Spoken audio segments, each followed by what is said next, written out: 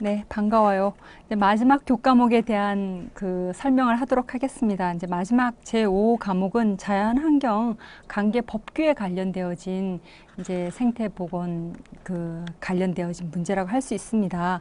그래서 법규, 뭐 가태료 이런 거에 대한 질문들로 쭉 이루어져 있고요. 사실 학생들이 수험생들이 가장 곤욕을 치르는 게 이제 이 법규에 관련되어진 거고 정말 그 우리가 이제 그 고시를 공부하시는 분들 보면 법을 외우는 거잖아요. 뭐 아무나 고시 패스하는 거 아닌 이유를 알게 될 거예요. 여러분들이 이 법규를 하다 보면은 그 법이 그 법인 것 같고 그 과태료가 그 과태료 같고 그 기한이 그 기한인 것 같은 이런 이제 난감함에 많이 봉착하게 되는데 어쨌든 이제 그래서 법규 가태료에 관련되어진 자연환경 관계 법규에는 주로 뭐 국토 계획 및 이용에 관한 법률 좀 어디 적어 놓으세요. 그다음에 자연공원법, 그다음에 산지관리법, 그다음에 독도 등 도서지역 생태계 보전법. 다시 한번 독도 등 도서지역 생태계 보전법. 그다음에 환경정책기본법, 그다음에 자연환경보전법. 지금 제가 얘기하는 것이 전부는 아닙니다. 하다 보면 밑도 끝도 없이 너무 많아요. 그런데 이제 좀 중요한 거 또 이번 그 2016년도 5월에 주로 다루어졌던 법규들을 보니까 이러한 것들이 많이 다루어졌고 또 매년도 이렇게 보면요. 이런 유사한 범위 내에서 법규들이 많이 다루어지고 있습니다. 법규는 뭐 설명의 문제는 아닌 것 같아요. 그냥 법규를 잘 읽어보고 답을 이제 찾아내는 정도로 이제 풀이를 해 갈 건데 그 얘기는 뭐냐면 여러분들이 어쨌든 간 이 교과목에 60점 이상을 맞아야 되지만 각 과목별로 보면은 40점 이상씩은 맞아야 돼요. 그렇기 때문에 자연환경 그 관계 법규도 공부를 놓치면 안 됩니다. 어느 한 과목이 점수가 미달이 되면 아무리 내가 평점이 좋아도 이게 탈락이에요. 그죠? 그래서 좀 이제 공부를 좀 해야 되는 과목이고 그야말로 외우고 익혀야 되는 과목 중에 하나입니다. 그 뭐 이렇게 얘기해서 좀 그렇지만 그 이론적으로 보면은 그 어쨌든 조경 관련되어진 자격증보다는 조금 더 이렇게 좀 편리하지 않을까. 공부를 하면 되는 그런 부분들이 더 많다. 좀 그렇게 보면 되겠어요. 너무 이제 말이 많았네. 81번부터 100번까지의 문제를 살펴보도록 하겠습니다. 자, 독도 등 도서 지역의 생태계 보전에 관한 특별법상 특정 도서 보전 기본 계획의 수립 주기는 그랬습니다. 몇 년마다 이 계획을 수립하냐 그 얘기잖아요. 그 특별법을 보면요. 1997년 12월 13일에 제정되었고 99년 5월 2002년 12월 두 차례 개정이 있었습니다. 특정 도서의 다양한 자연 생태계 지형 또는 지질 등을 비롯한 자연 환경의 보전에 관한 기본적 사항을 정하여 국민 모두가 깨끗한 자연 환경 속에서 건강하고 쾌적한 생활을 할 수 있도록 하기 위한 법이다. 이렇게 이야기하고 있고요. 이 법은 매 10년마다 그래서 그 10년마다 특정 도서 보전 기본 계획을 수립해야 하며 이렇게 이제 넣어놨습니다. 그래서 기본 계획을 수립하기 위해 자연 생태계에 대한 기초 조사나 정밀 조사를 실시해야 된다고 되어 있습니다. 그래서 그 특정 도서 안에서는 여러 가지 또 그 건축물이나 공작물의 뭐 신축, 개축이라든가 여러 가지 금지 행위도 있고요. 그 다음에 뭐랄까 제한 행위가 많이 있어요. 그래서 그런 부분들도 사실 이 특정 도서 그 독도동 도서지역 생태계 보전에 관한 특별법을 공부하실 때 이 부분도 좀 이렇게 그 공부해 두시면 좋습니다. 금지 사항이라든가 행위 금지 사항이라든가 뭐 이런 제한 사항들을 공부해 보시면 좀 도움이 될 것 같아요. 왜냐하면 그 부분도 지금 이 부분은 이제 그 수립 주기에 대한 질문이었지만 그런 제한 행위에 대한 금지 행위에 대한 질문도 던지기 때문에 그렇습니다. 두 번째는 산지 관리법 관련되어진 산지관리법 상에 공익용 산지에 해당하지 않는 것은 이렇게 물었어요. 그러니까 산지관리법 상에 보면 임야를 구분할 때, 그죠? 그 두 가지가 있어요. 보전산지와 준보전산지.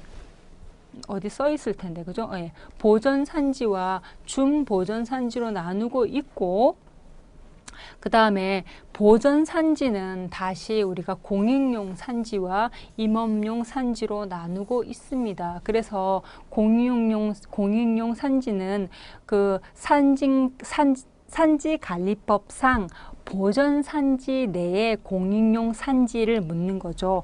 그래서 이 공익용 산지는 국가의 기반 시설이나 여기 있어요. 그죠? 공익용 산지는 국가의 기반 시설이나 군사 등의 공익 사업을 위해 지정하는 것이다. 이렇게 되어 있습니다. 그리고 산림 자원 보존과 수자원 및 자연 환경 생태 보존 등 공익을 목적으로 보존하고 있다. 이렇게 얘기하고 있죠. 그리고 이에 반해서 그래서 엄격히 개발이 금지됩니다. 그 임업용 산지는 여기 임업용 산지는 보전 산지이긴 하나 그죠? 공익 목적뿐만 아니라 산림 보전의 합리적인 범위 내에서 개발이 이제 허용된다 이런 이야기예요. 그래서 공익용 산지에 해당되지 않는 것은 사찰림의 산지, 산림자원의 조성 및 관리에 관한 법률에 따른 시험림의 산지는 준보전 산지로 가는 거죠. 자연공원법에 따른 공원구역 산지, 문화재보호법에 따른 문화재보호구역 산지. 답은 2번이 되겠습니다. 네. 그 다음에 어쨌든 이제 이런 문제도 이 법에 관한 거는 아주 자세하게 많이 있는데 그래서 산림 경영 계획에 인가를 받아 산림을 경영하고 이렇게 할 수 있는 그런 개발 허용에 대한 거 쭉 읽어보시면 거기서 답을 얻을 수 있고요. 자, 다음 문제를 보겠습니다. 국토의 계획 및 이용에 관한 법률이죠. 에서 도시 군 관리 계획에 관한 설명을 옳지 않은 것은 하고 물었습니다. 첫째, 도시 군 관리 계획을 위반하는 경우 위반을 위한 기초조사의 내용에 도시 군 관리 계획이 환경에 미치는 영향 등에 대한 환경성 검토를 포함해야 합니다. 그 다음에 대통령 다시 도시 군 관리 계획의 수립 기준, 도시 군 관리 계획 도서 및 계획 설명서의 작성 기준과 작성 방법 등은 대통령령으로 정하는 바에 따라 국토교통부 장관이 정하고 있습니다.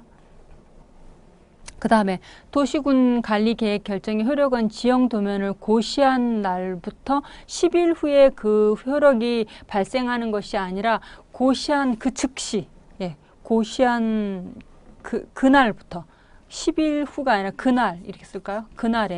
그날부터 발생한다 되어 있고 특별시장, 강역시장 등은 5년마다 관할구역의 도시군 관리 계획에 대한 타당성 여부를 재검토하여 정비하여야 한다. 맞습니다. 그래서 여기서는 3번이 잘못된 설명이 되겠습니다. 옳지 않은 답이 되겠죠. 자, 다음 문제는 환경정책기본법이에요. 계속 법률에 대한 질문을 하고 있는 거예요. 환경정책기본법령상 수질 및 수생태 하천에 대한 사람의 건강보호 기준으로 오른 것은 이렇게 되어 있어요. 이거는 우리가 환경정책기본법에 근거해서 수역의 하천과 호소로 구분을 하고 있고 생활환경 항목과 건강보호 항목으로 보통 구분하고 있는데 여기서 건강보호 기준에 대한 질문을 하고 있는 거잖아요. 예, 그래서 유가 크로 같은 경우에는 0.1mg 이하가 아니라 0.05 제가 뒤에다 표 하나 넣어놨을 거예요. 0.05 이하이고 테트라클로로에틸렌 같은 경우에는 0.01 이하로 되어 있고요. 그 다음에 벤젠 같은 경우에는 0.01 맞습니다. 그 다음에 1,2-디클로로에탄, 1,2-디클로로에탄 같은 에탄이 아니고 메탄이죠.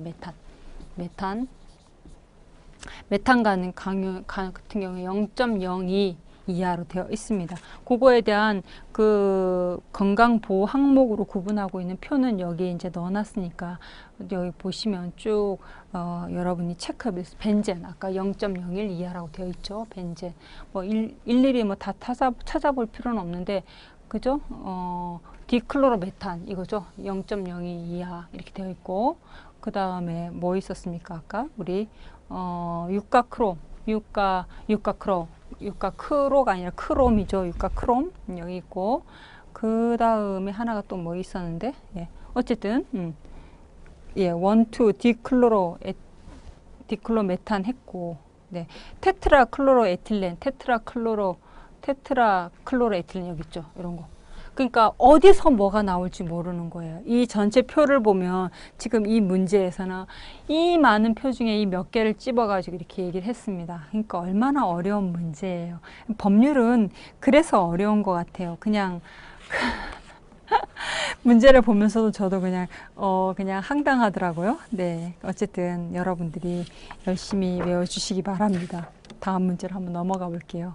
이제 이런 정도의 범위에 있다라는 거고 독도 등 도서 지역의 생태계 보전에 관한 특별법 시행규칙상 특정 도서에서의 행위허가 신청서 작성 시 이제 이 얘기는 뭐냐면 행위허가 신청서 작성 시 첨부 서류 목록으로 가장 거리가 먼 것은 이것도 법에 정해져 있어요. 그래서 첨부 서류에 세 가지가 있는데 첫째는 해당 지역 토지 또는 해역 이용 계획 등을 기재한 서류가 첨부가 되어져야 되고요. 당해 행위로 인하여 자연 환경에 미치는 영향 예측이나 방지 대책을 기재한 서류가 이제 첨부 서류에 들어가야 되고 세 번째는 행위 대상 지역의 범위 및 면적을 표시한 축적 25,000분의 1 이상의 도면이 들어가야 합니다. 그래서 그 행위 허가 신청서를 작성할 때 첨부 서류가 이 세 가지입니다. 여기 해당되지 않는 것은 주민 의견 수렴 동의서는 필요 없어요.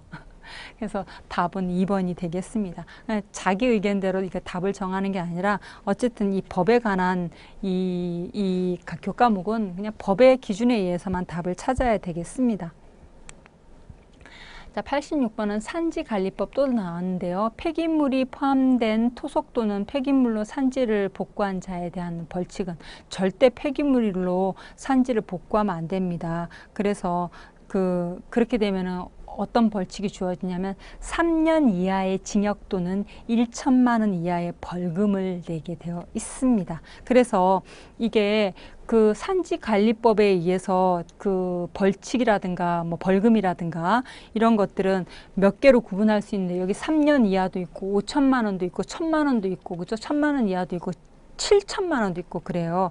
7년에 이거 7년에 5천만 원 이게 가장 센 거예요. 7년에 5천만 원 같은 경우에는 주로 그 산지 전용 허가를 받지 않고 산지 전용을 하거나 거짓이나 그 밖에 부정한 방법으로 산지 전용 허가를 받아서 산지를 전용한 사람이나 이런 사람들이 이 7년 이하의 징역이나 5천만 원 이하의 벌금을 받는 거고요. 그 다음에 5년 이하의 징역 또는 3천만 원 이하의 벌금을 받는 사람은 주로 변경 허가를 받지 않고 산지 전용을 하거나 그런 거예요.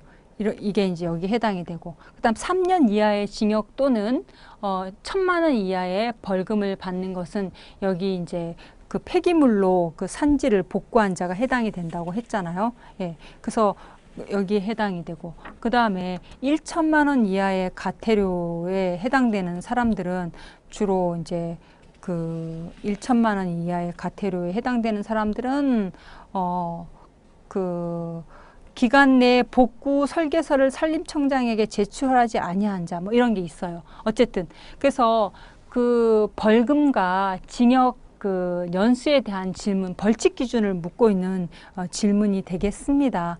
그래서 이런 과태료에 관련되어진 질문도 상당히 골치 아픈 문제에 해당되지 않을까 이렇게 생각을 하고 있고 어쨌든 이 문제에서는 폐기물로 그 산지를 복구한 자는 3년 이하의 징역 또는 1,000만 원 이하의 벌금을 처하게 되어 있습니다.